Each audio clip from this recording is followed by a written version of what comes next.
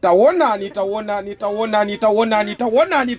tsikana uyo wavala tawelo ya ledi. Taonani muli chiyani akuonetsa mdiresi mtsikana ameneyo. Taonani anthu angoyambana utchapana mambama ataonetsa zinthu za mtundu wa pamwamba kwambiri, atamuonetsa munthu zimene akusungira mutawelo umenemu. Taonani anthu aja utchapana upwamphanthana ubwanji ukumuyang'ana mtsikana wavala chaledi ameneyu. Kodi sindimakukwanira ine, kodi ukufuna njiso munthu we. Taonani tsikana wavala chaledi uyo. Taonani uyu ali ndi chiwanda chotetsetsa mabanja. Taonani angopedekula kuti pedegu kupita kuonetsa ndithu ngakhale ameneyu wapenga kwambiri. Taonani amuyika cha ice cream kumaso chifukwa cha chitudo ameneyu wachimasomaso mamuna ameneyu, mamuna osakhutitsidwa ndi mkazi mmodzi. Taonani akuti kuli bwino pite kumeneko iwenso wavomerezanso kuti khala ndizitsatira mtsikana amene wavala tawelo ya ledi pomutsatira kuti konse kumene akupita ndipo ali kumeneko. Taonani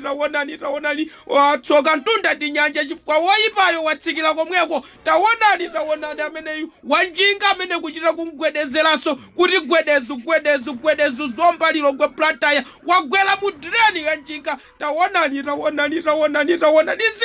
ziliko sanamalize mtsikana ameneyu kuwononga mabanja anthu, miyoyo ya anthu osiyanasiyana.